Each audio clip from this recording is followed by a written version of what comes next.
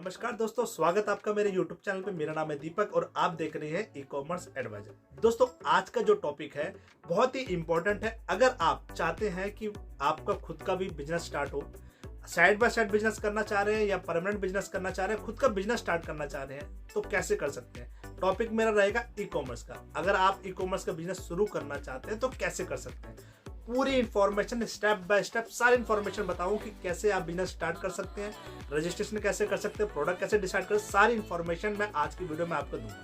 अगर दोस्तों आप पहली बार मेरी वीडियो को देख रहे हैं, मेरे चैनल पे पहली बार आ रहे हैं, तो प्लीज चैनल को आप सब्सक्राइब कर दें, क्योंकि मैंने ई कॉमर्स के रिगार्डिंग, ऑनलाइन बिजनेस के रिगार्डिंग मैंने सारी इंफॉर्मेशन की, रजिस्ट्रेशन का, प्रमोशन का, बिजनेस को प्रमोट करने का मैंने सारी वीडियो बना रखी है, तो आपको वो सारी इंफॉर्मेशन आपको मिलेगी। तो पहले आप चैनल को सब्सक्राइब करें, अपने दोस्तों के साथ शेयर भी करना, उसके बाद पूरी वीडियो आप देखना। पूरी वीडियो देखेंगे तो आपको सब समझ में आ जाए कि कैसे आप बिजनेस स्टार्ट कर सकते हैं। दोस्तों, हम ई कॉमर्स के टॉपिक पे बात कर रहे हैं, ये हमारे लिए इतना इंपॉर्टेंट क्यों है।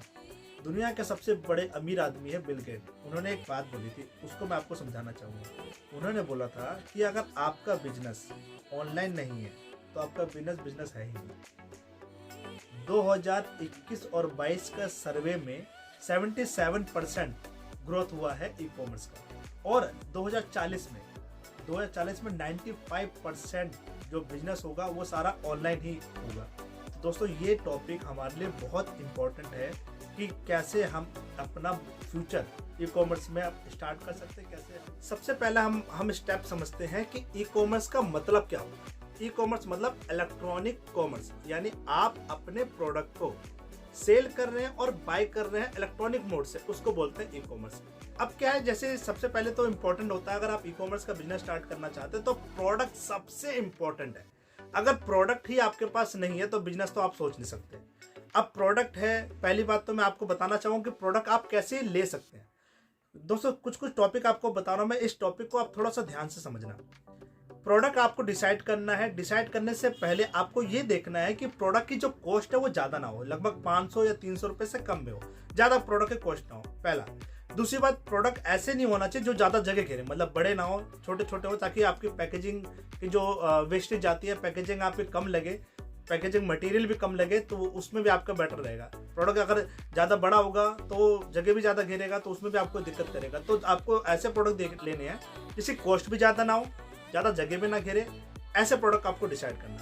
अब प्रोडक्ट लेने के लिए आप कहाँ से परचेस करेंगे? सबसे पहले आप क्या कर सकते हैं, सबसे पहले तो आप जिस भी सिटी में आप रहते हैं उस सिटी में आप देख सकते हैं कि आपके पास होलसेल के प्रोडक्ट कहाँ पर मिल जाए। पहले प्रोडक्ट डिसाइड करना, डिसाइड करने के बाद वो देखिए आप होलसेल मार्केट कहाँ पर है। होलसेल मार्केट से आपको कांटेक्ट करना है। कांटेक्ट करने से पहले आपको उनसे पहले बात करनी है कि क्या सर, आप जो मुझे प्रोडक्ट दे रहे हैं ये मुझे रेगुलर मिलेगा।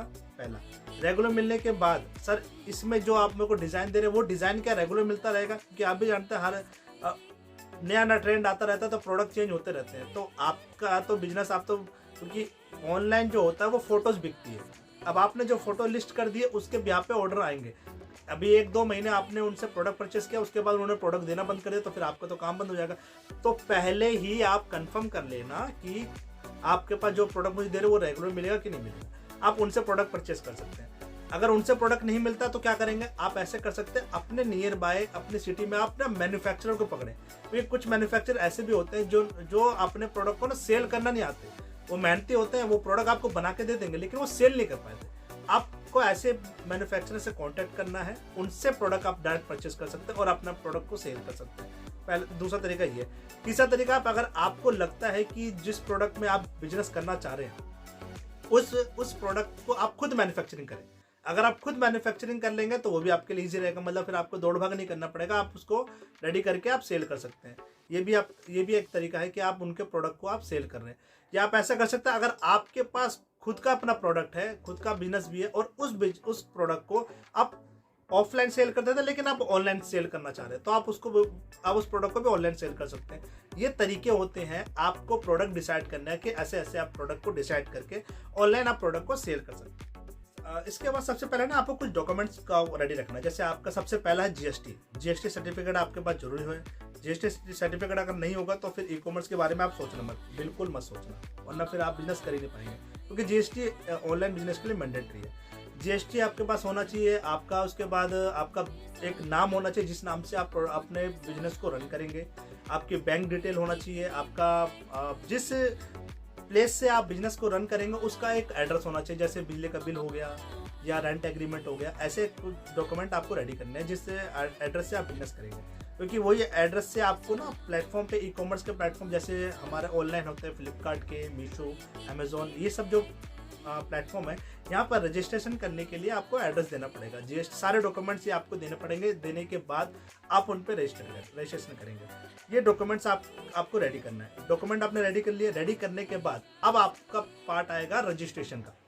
अब आप इस चीज़ को बारीक से समझना दोस्तों। जो टॉपिक मैं आपको बता रहा हूँ, रजिस्ट्रेशन की वीडियो मैंने बना रखी है फ्लिपकार्ट की, मीशो की, आप उस पर जाकर चेक भी कर सकते हैं। उस पर लिस्ट कैसे करना है, प्रमोशन कैसे करना है, प्रोडक्ट मार्केटिंग कैसे करनी है, एडवर्टीजमेंट कैसे चलाना है, मैंने सारी एक टॉपिक पर वीडियो मैंने बना रखी है। इसलिए मैंने आपसे स्टार्टिंग में रिक्वेस्ट की थी कि चैनल को प्लीज़ सब्सक्राइब कर लेना, ताकि आपको मेरे आने वाली जो वीडियो है और जो मेरे पहले की सारी वीडियो, सारी इन्फॉर्मेशन आपको मिलती रहे। सबसे पहले क्या करना है आपको, जैसे फ्लिपकार्ट का हमने एक पोर्टल ले लिया, फ्लिपकार्ट पर रजिस्ट्रेशन करना है। रजिस्ट्रेशन करने के लिए जो मैंने आपको डॉक्यूमेंट बताया, जीएसटी हो गया आपका और ये आपका बैंक डिटेल हो गया, उसके बाद आपके पर्सनल एड्रेस का आधार कार्ड हो गया, ये सारे डॉक्यूमेंट्स आपको वहाँ पर देने हैं। देने के बाद वो आपका रजिस्ट्रेशन होगा। ज़्यादा टाइम नहीं लगता, मुश्किल से 15 से 20 मिनट के अंदर अंदर आपका रजिस्ट्रेशन पार्ट कंप्लीट हो जाता है। रजिस्ट्रेशन करना है आपको। रजिस्ट्रेशन करने के बाद आपको प्रोडक्ट लिस्ट करना पड़ता है। लिस्ट करने से पहले आपको जो प्रोडक्ट है आपके पास, जैसे एग्जांपल मान लीजिए आप मग के प्रोडक्ट में आप बिजनेस करना चाह रहे हैं, तो मग की प्रोडक्ट की फोटो आपको लेनी पड़ेगी। फोटो नॉर्मल, आपका जो मोबाइल ऐसा नहीं कि आपको हाई डेफिनेशन की वीडियो चाहिए, कैमरा बढ़िया चाहिए, ऐसा कुछ नहीं है। नॉर्मल वीडियो अपने मोबाइल से क्लिक करें, बैकग्राउंड वाइट रख देना। वाइट बैकग्राउंड रखने के बाद उसके 3-4 पोज से आप फोटो खींच देना, जैसे अपर हो गया, डाउन हो गया, लेफ्ट राइट, उसके पोज लेकर आपको फोटो रेडी रखना है। फोटो रेडी रखने के बाद मग के बारे में आपको डिटेल रखनी है कि आपका जो मग है वो कौन से मटेरियल का है, कौन सा कलर है, उस पर डिज़ाइन क्या हो रखा है, ये सारी डिटेल आपको मेंशन रखना है। क्योंकि ये सारी डिटेल, फोटोज़, प्रोडक्ट के बारे में, कितने की कॉस्ट है उसकी, उसका एमआरपी क्या है, सारी इन्फॉर्मेशन आपको लिस्टिंग के टाइम पे आपको जरूरत पड़ेगी। तो वो सब चीज़ों का आपको ध्यान देना। लिस्टिंग करने के बाद जब आपका प्रोडक्ट लिस्ट हो जाएगा तो 24 घंटे के अंदर अंदर आपका प्रोडक्ट ना लाइव हो जाता है। लाइव होने के बाद फ्लिपकार्ट के पोर्टल पे आपका प्रोडक्ट दिखना चालू हो जाएगा। वहाँ पर आपका प्रोडक्ट दिखना चालू हो जाएगा। जब दिखना चालू हो जाएगा तो कस्टमर की ऑडियंस उनको उसको चेक करेगी, देखेगी, और उसके बाद ऑर्डर्स आपके पास आते हैं। ऑर्डर आपके पास आने लगे। ऑर्डर आने के बाद क्या है कि आपने जो एड्रेस रजिस्टर्ड किया है, फिर आपके पास जो आपके नियर बाय लॉजिस्टिक कंपनी होगी वो आपसे कॉन्टेक्ट करेगी। कोई भी कंपनी हो सकती है, जैसे ई कार्ट हो गया, जैसे फ्लिपकार्ट पे तो ई कार्ट के बंदे आते हैं। ई कार्ट का बंदा हो गया, वो आपसे फ़ोन करेगा कि सर आपका ये एड्रेस है और इस एड्रेस पे मेरे पास ये ऑर्डर और दिख रहा है। आप उसको रेडी करेंगे। आपको अपना एक स्टैंप भी आपको रेडी रखना है, क्योंकि जिस नाम से आप बिजनेस करें उस नाम का एक स्टैंप बनवा लेना, क्योंकि जब वो आपके पास पैकेट लेने आते हैं, रिटर्न करने आएंगे, तो आपको स्टैंप देना पड़ेगा उनको, तो वो भी आप रेडी रख लेना। वो आपसे कांटेक्ट करेंगे। कांटेक्ट करने के बाद आपको क्या करना है, उस ऑर्डर को पैक करना है। अब ऑर्डर पैक करने के लिए कैसे पैक करना है, उसके लिए मैंने वीडियो बना रखी है, मैं लिंक ऊपर डाल देता हूँ। इसमें आप चेक कर सकते हैं कैसे आपके पास ऑर्डर आया, उस ऑर्डर को कैसे प्रोसेस करना है। प्रोसेस करेंगे आप, पहले आपके पास ऑर्डर पेंडिंग में आएगा, पेंडिंग के बाद मार्क टू आरटीडी में जाएगा, मार्क टू आरटीडी के बाद पेंडिंग हैंडओवर में जाएगा। हैंडओवर में जाने के बाद आपके पास लेबल आ जाएगा। उस लेबल से आपको प्रिंट आउट निकाल लेना है, ठीक है। अब कुछ डॉक्यूमेंट मैं आपको बता देता हूँ, कुछ आपको चीज़ें इसकी जरूरत पड़ेगी ऑनलाइन बिजनेस के लिए। सबसे पहले आपको प्रिंटर की जरूरत पड़ेगी, एक लैपटॉप की जरूरत पड़ेगी, ये और आपका प्रोडक्ट आपके पास है, ये चीज़ें आपको जरूरत पड़ेगी। क्योंकि जब आपके पास ऑनलाइन ऑर्डर आता है तो उसका प्रिंट आउट निकालने के लिए आप बाहर नहीं भाग सकते हो। ऑर्डर आ गया, 1-2 ऑर्डर आ गया, वो तो बाहर से निकलवा लोगे, लेकिन जब ऑर्डर का स्लैब बढ़ जाएगा तब भागते रहोगे तो वो आपको दिक्कत हो जाएगी। तो ये सब चीज़ें आप लेके रख लेना। बेशक हो सके स्टार्टिंग में आप सेकेंड हैंड ले लेना, उसके बाद अगर आपको लगता है कि हाँ नया स्टार्ट करा तो नया भी आप ले सकते हैं। ये आपको कुछ चीज़ें आपको इकट्ठा करनी है। उसके बाद ऑर्डर जैसे आएगा, प्रिंट आउट निकालने के बाद पैकेजिंग कैसे करनी है, पैकेजिंग की वीडियो मैंने बना रखी है, मैं इसका भी लिंक डाल देता हूँ। आपको पैकिंग करना है, पैकिंग करने के बाद आपको रेडी कर देना। सिंपल सा बस इतना प्रोसेस यही करना है आपको। लॉजिस्टिक का बंदा आएगा, आपको फ़ोन करेगा, फ़ोन करने के बाद आएगा कि आपके पास ये ऑर्डर दिख रहे हैं, आपको पैकेट दे देना, वो स्कैन करेगा। स्कैन करने के बाद वो पैकेट को लेके चले जाएगा। पैकेट को ले जाएगा, आपके डैशबोर्ड पे दिखाया कि आपके पास ये ऑर्डर आया था, इस ऑर्डर को आपने पेंडिंग हैंडओवर में डालने के बाद आपके पास से पिक हो चुका है। उसके बाद कंप्लीट होता है, वो सारी इन्फॉर्मेशन आपको बताएगा। उसकी पेमेंट क्या है वो पेमेंट के टैब पे आ जाएगी। वो पैकेट रिटर्न आ रहा है तो रिटर्न आने के बाद आपको रिटर्न भी शो होगा। टॉपिक क्लियर कर देता हूँ मैं। जैसे रिटर्न में क्या होता है कि ई कॉमर्स में रिटर्न जो दो टाइप से रिटर्न आते हैं, एक आता है कोरियर रिटर्न, एक आता है कस्टमर रिटर्न। अब इसमें ना बहुत कंफ्यूजन होती है, तो मैं एक सिंपल सा आपको वर्ड में समझा देता हूँ। कस्टमर रिटर्न क्या होता है, जो प्रोडक्ट कस्टमर तक पहुंच गया और उसके बाद उसने रिटर्न किया, यानी उसको पसंद नहीं आया या उसको मटेरियल अच्छा नहीं लगा, साइज इशू आ गया, या जो उसने एक्सपेक्ट किया था वो उसको मिला नहीं, प्राइस बहुत ज़्यादा लगा, मतलब ये सब रीज़न हो सकते हैं, उसने रिटर्न कर दिया। और ऐसे प्रोडक्ट जो कस्टमर तक पहुंचा ही नहीं, जैसे उसको एड्रेस नहीं मिला, जैसे उसने ऑर्डर करने के बाद एक से 2 दिन बाद उसने कैंसिल कर दिया, रास्ते में ही कैंसिल हो गया ऑर्डर, तो ऐसे प्रोडक्ट जो कस्टमर तक पहुंचा ना, वो हो गया कोरियर रिटर्न। तो इस टाइप से रिटर्न आपके पास आते हैं। घबराइए मत, कस्टमर रिटर्न अगर आपके पास आता है तो उसी के चार्जेस आपको पे करने पड़ेंगे। कोरियर रिटर्न जितना है वो उसका आपको चार्ज नहीं पे करना पड़ता किसी मार्केट प्लेस पे। तो ये होता है रिटर्न का हिसाब किताब। प्रोडक्ट आपके पास आया, मैंने आपको एक सिस्टम समझा दिया। किसी भी ये पर्टिकुलर मैं फ्लिपकार्ट की बात नहीं कर रहा हूँ, मीशो हो गया, अमेजोन हो गया, जितने भी ई कॉमर्स मार्केट प्लेसेस हैं वहाँ पर यही सिस्टम रहता है। प्रोडक्ट को लिस्ट करना है, लिस्ट करने के बाद आपके पास ऑर्डर आता है, ऑर्डर को आपको लेवल जनरेट करने के बाद ऑर्डर को पैक करना, पैक करने के बाद बंदा आपके पास आएगा, उसको लेके चले जाएगा। ये पूरा स्लैब होता है ई कॉमर्स का बिजनेस करने का। ये तो मैंने आपको प्रोसेस बताया कि ऑर्डर आने के बाद आपको क्या करना है, कैसे करना है, सारी इन्फॉर्मेशन बता दी।